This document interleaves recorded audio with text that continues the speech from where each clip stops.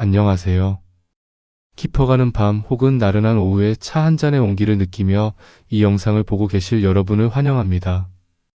오늘 우리가 떠날 시간 여행은 평소와는 조금 다른 분위기입니다. 평화롭고 찬란했던 유교 국가 조선, 그 엄격한 예법과 질서, 정연한 궁궐 담장 너머 어두운 구석에는 우리가 미처 알지 못했던 기이하고도 서늘한 이야기들이 숨어 있었습니다. 여러분은 귀신의 존재를 믿으십니까?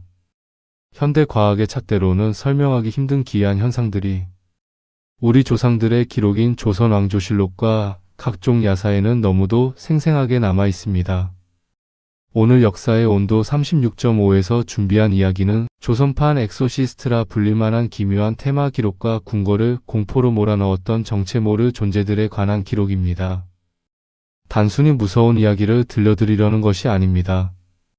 보이지 않는 존재에 대한 공포 앞에서 우리 조상들은 어떤 마음으로 대처했는지, 그리고 그 공포가 당시 사회와 정치를 어떻게 흔들었는지 그 이면의 온기를 찾아보려 합니다. 등 뒤가 서늘해지는 긴장감 속에서도 인간에 대한 깊은 이해를 놓지 않았던 조선의 밤으로 여러분을 초대합니다. 자, 이제 횃불을 밝히고 500년 전 그 어두웠던 기록 속으로 조심스럽게 발을 들여놓아 보겠습니다.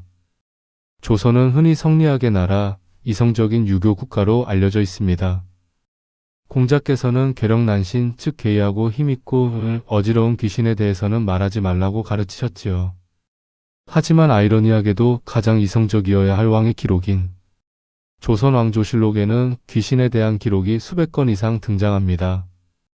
왕이 잠드는 침전 지붕 위에서 정체 모를 울음소리가 들리고 궁궐 복도에서 머리를 풀어헤친 여인이 나타났다 사라졌으며 난데없이 공중에서 돌이 날아와 병사들을 다치게 했다는 기록들이 사간의 붓끝을 통해 엄숙하게 기록되었습니다. 조선시대 사람들에게 귀신은 단순히 상상 속의 존재가 아니었습니다.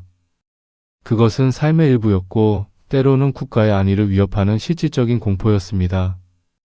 특히 억울하게 죽은 넋이 구천을 떠돌며 산 사람에게 해를 끼친다는 원혼 사상은 당시 사람들의 마음을 깊게 지배했습니다. 전쟁과 전염병 혹은 억울한 누명으로 목숨을 잃은 이들의 슬픔이 귀신이라는 형태로 나타난다고 믿었던 것이지요.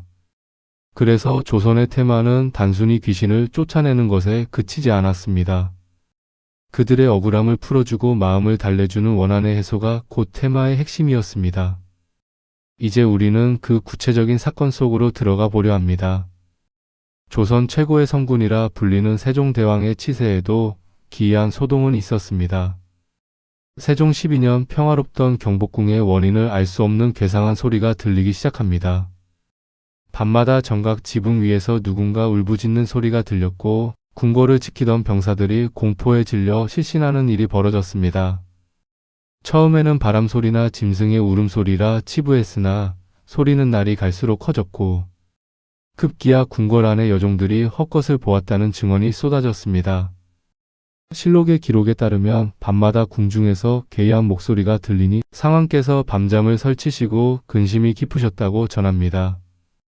이성적인 군주였던 세종조차도 이 보이지 않는 존재의 위협 앞에서는 고심할 수밖에 없었습니다. 대궐의 안녕을 위해 궁을 지키는 군사들이 밤새 횃불을 밝히고 순찰을 돌았지만 소리의 근원지는 찾을 수 없었습니다. 오히려 군사들이 정체 모를 존재에게 돌팔매질을 당해 머리가 깨지는 사고까지 발생했습니다. 도대체 무엇이 조선의 가장 찬란했던 궁궐을 이토록 떨게 만들었을까요? 그것은 단순한 환각이었을까요? 아니면 정말로 억눌린 누군가의 영혼이 내뱉는 통곡이었을까요? 세종대왕은 이 난관을 어떻게 극복했을지 그 기묘한 수사의 과정이 시작됩니다. 세종대왕 시절의 개성이 심리적인 공포였다면 중종시대에 이르러서는 그 실체가 더욱 뚜렷하고 흉측한 모습으로 나타나기 시작합니다. 중종 22년 조선왕조실록에는 현대의 엑소시스트나 괴물 영화에서나 볼 법한 기이한 생명체에 대한 기록이 등장합니다.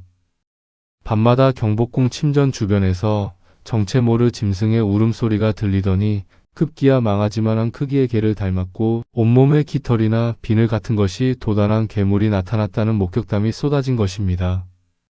궁궐 사람들은 이 정체 모를 존재를 목기발이 혹은 물개라 부르며 공포에 떨었습니다. 단순히 헛것을 본 것이 아니었습니다. 궁궐을 지키던 건장한 군사들이 이 괴물을 쫓다가 담벼락에서 떨어져 다치거나 공포에 질려 실성하는 사태가 속출했습니다. 중종 임금은 처음에는 유학자답게 세상에 어찌 그런 괴물이 있겠느냐, 이는 인심이 흉흉하여 생긴 헛소문이다라며 애써 외면하려 했습니다. 하지만 괴물은 급기야 임금이 잠든 침전문 앞까지 나타나 문을 긁어대고 포효하기 시작했습니다. 실록은 당시의 상황을 상왕께서 밤새 촛불을 밝히고 잠을 이루지 못하셨으며 대궐 안의 모든 내관과 궁녀들이 떼를 지어 울부짖었다고 기록하고 있습니다. 이는 단순한 미신이 아니라 국가적인 비상사태였습니다. 보이지 않는 존재가 왕의 안위를 위협하고 궁궐의 질서를 무너뜨리고 있었기 때문입니다. 결국 중종은 조정회의를 소집하여 이 괴물을 잡기 위한 특단의 조치를 내립니다. 하지만 칼과 창을 든 군사들은 허공을 가를 뿐이었고 괴물은 비웃기라도 하듯 어둠 속으로 사라졌습니다. 이제 조선은 물리적인 힘이 아닌 영적인 힘을 빌려 이 공포에 맞서기로 합니다. 칼날이 통하지 않는 존재를 막기 위해 투입된 이들은 누구였을까요? 조선시대에는 나라에서 공인한 테마사 집단이 있었습니다. 바로 판수라 불리는 맹인 점술가들이었습니다. 현대인의 눈에는 의아할 수 있지만 당시 사람들은 앞을 보지 못하는 이들이 일반인보다 훨씬 예민한 영적인 감각을 지녔으며 귀신의 목소리를 듣고 그들의 움직임을 읽을 수 있다고 믿었습니다. 판수들은 국가 공식 기관인 명가학에 소속되어 나라에 가뭄이 들거나 기이한 일이 생길 때 독경글을 읽는 것을 통해 귀신을 쫓는 역할을 수행했습니다.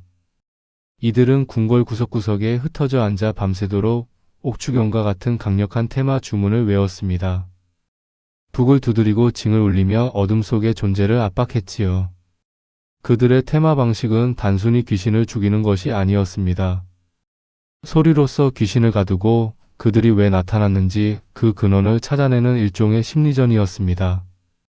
판수들은 말했습니다. 귀신은 마음의 틈을 타고 들어옵니다.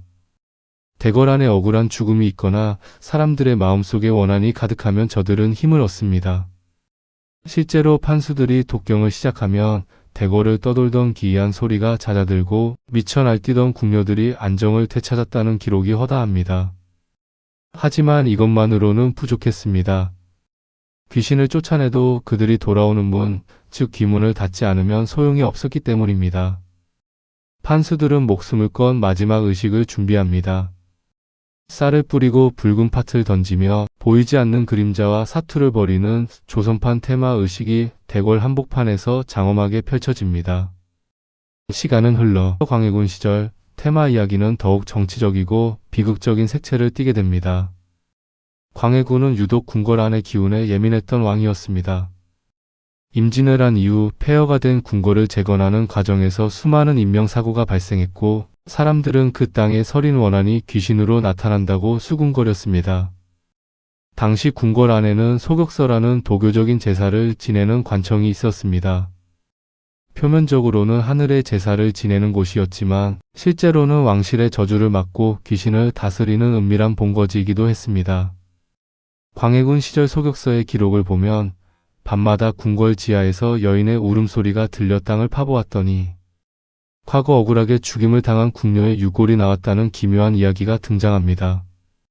테마사들은 이 유골을 정중히 씻어 너들 기려 주어야 한다고 주장했지만 권력의 눈치를 보던 신하들은 이를 불길한 징조라며 숨기기에 급급했습니다. 그러자 귀신 소동은 더욱 거세졌습니다. 권례의 개들이 일제히 한 곳을 보고 찢어대고 애써 지어놓은 정각의 대들보가 갑자기 무너져 내렸습니다. 이때 한 늙은 판수가 광해군에게 직언을 올립니다. 전하, 귀신을 쫓는 부적보다 무서운 것이 백성의 원망입니다. 죽은 자의 억울함을 풀어주지 않으면 어떤 강력한 법술로도 이 공포를 막을 수 없습니다. 이는 단순한 테마의 조언이 아니라 통치자의 마음가짐에 대한 경고였습니다. 광해군은 결국 소격서의 도사들을 동원해 대규모 위령제를 지내게 됩니다. 하지만 이미 사람들의 마음속에는 귀신보다 더 무서운 불신과 공포가 자리잡고 있었습니다. 이 사건은 조선의 테마가 단순히 미신의 영역을 넘어 권력과 정의의 문제였음을 여실히 보여줍니다. 조선 왕실 역사상 가장 비극적인 사건 중 하나인 이모화변의 전후 기록을 살펴보면 단순히 광증이나 정치적 갈등으로만 설명하기 힘든 기이한 대목들이 등장합니다.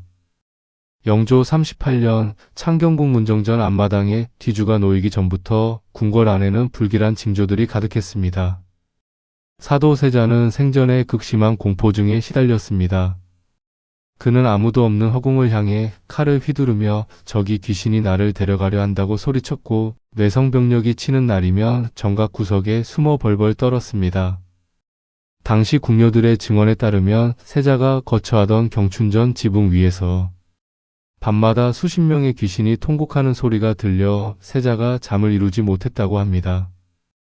영조는 이를 아들의 나약함과 광증으로 치부했으나 정작 세자가 뒤주에서 숨을 거둔 뒤 영조 본인도 기이한 현상에 시달리게 됩니다.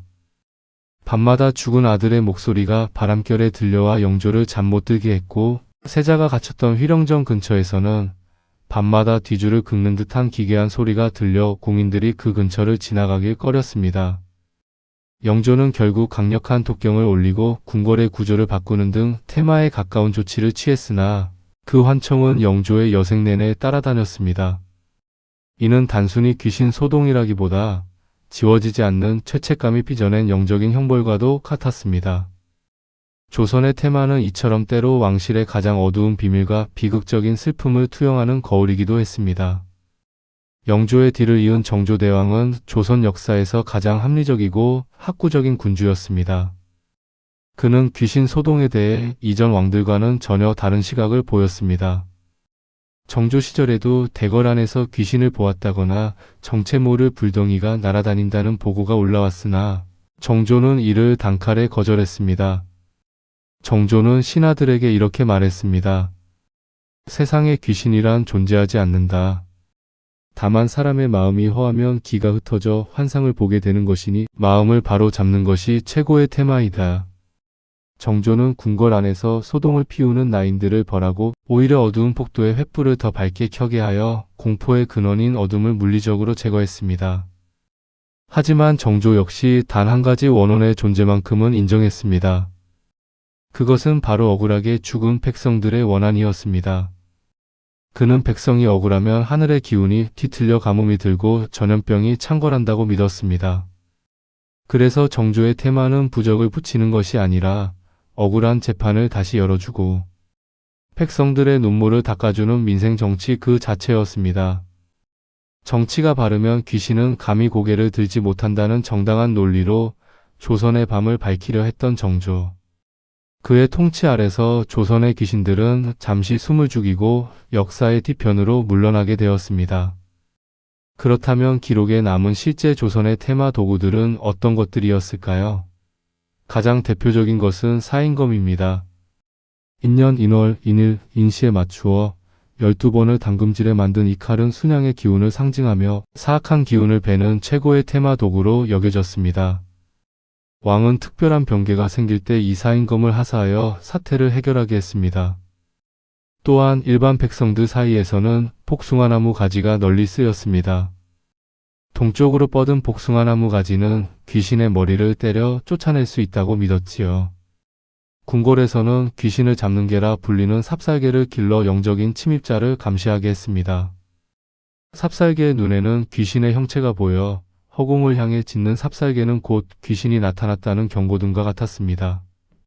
이 외에도 붉은 파치나 소금 그리고 엄나무 가시를 문설주에 걸어 귀신이 들어오지 못하게 막는 풍습도 있었습니다. 이러한 도구들은 단순한 미신을 넘어 보이지 않는 위협으로부터 소중한 가족과 삶의 터전을 지키고자 했던 우리 조상들의 간절한 방어 기제였습니다. 차가운 쇠붙이인 사인검 하나에도 나라의 평화를 기원하는 뜨거운 염원이 담겨 있었던 것입니다. 이제 우리는 이 기이하고도 서늘한 기록들을 통해 무엇을 배워야 할까요? 조선시대를 통틀어 발생했던 수많은 귀신 소동과 테마의 기록은 단순히 미신이나 괴담으로 치부하기에는 그 무게가 결코 가볍지 않습니다. 그것은 당시 사회가 안고 있던 불안과 갈등, 그리고 억울하게 죽어간 이들의 목소리가 투영된 역사의 거울이었습니다. 백성들이 굶주리고 정치가 타락했을 때 궁궐 안에는 어김없이 괴물이 나타나고 귀신의 통곡 소리가 들려왔습니다. 보이지 않는 존재에 대한 공포는 곧 통치자에 대한 불신과 사회적 혼란으로 이어졌지요. 조선의 현명한 군주들은 이를 잘 알고 있었습니다. 그들은 귀신을 쫓아내기 위해 강력한 법수를 부리기보다 백성들의 억울함을 풀어주고 마음을 달래주는 민생 정치가 최고의 테마임을 깨달았습니다. 귀신보다 무서운 것은 바로 사람의 마음이었습니다. 원한과 탐욕 그리고 불신으로 가득 찬 마음이야말로 가장 강력한 악기를 불러들이는 문이었습니다. 조선의 테마 기록은 우리에게 말합니다. 진정한 평화는 보이지 않는 존재를 물리치는 것이 아니라 우리 안의 어둠을 밝히고 서로를 보듬어 안을 때 비로소 찾아온다는 것을 말입니다. 차가운 기록 속에 잠들어 있던 조선의 귀신들은 이제 전설과 설화가 되어 우리 곁에 남아 있습니다. 하지만 그들이 남긴 이야기는 여전히 현대 우리에게 깊은 울림을 줍니다. 우리는 더 이상 밤을 무서워하지 않고 사인검이나 벽사 도구에 의지하지 않지만 여전히 우리 마음속 한구석에는 불안과 공포가 자리 잡고 있습니다. 사회적 갈등과 불평등, 그리고 억울한 희생들이 만들어내는 또 다른 형태의 원혼들이 우리 사회를 떠돌고 있는 것은 아닐까요? 조선시대의 테마사들이 옥주경을 외우며 귀신을 달랬듯 우리는 이제 서로의 아픔을 공감하고 치유하는 사회적 테마가 필요합니다. 과거의 기록은 단순히 옛날 이야기가 아니라 오늘을 비추는 거울이자 내일을 향한 나침반입니다. 500년 전 궁궐을 뒤흔들었던 그 기이한 소동들은 우리에게 인간의 존엄성과 정의 그리고 공동체의 중요성을 끊임없이 되새기게 합니다. 차가운 기록 속에 숨겨진 뜨거운 인간의 그것이야말로 조선의 테마 기록이 우리에게 남긴 가장 소중한 유산입니다. 긴 시간 동안 조선의 밤을 떠돌던 기이하고도 서늘한 이야기들을 함께 나누었습니다. 어쩌면 등 뒤가 조금 오싹해졌거나 마음 한구석이 묵직해졌을지도 모르겠습니다. 하지만 이성적인 유교국가 조선이 왜 귀신을 기록하고 다스리려 했는지 그 이면의 인간적인 온기를 조금이나마 느끼셨기를 바랍니다. 역사의 온도 36.5는 앞으로도 차가운 기록 속에 숨겨진 뜨거운 사람들의 이야기를 찾아 여행을 계속할 것입니다. 우리의 역사가 품은 가장 인간적이고 따뜻한 온기, 그 36.5도의 진심을 여러분과 함께 나누고 싶습니다. 긴 밤을 지나 새벽을 맞이하듯 우리 마음속의 공포와 불안을 걷어내고 희망찬 내일을 향해 나아갑시다. 오늘 하루도 평안하시고 건강하시길 바랍니다. 당신의 삶이 그 어느 때보다 따뜻하고 빛나기를 기도합니다. 긴 시간 함께 해주셔서 감사합니다. 늘 건강하십시오. 그리고 존경합니다.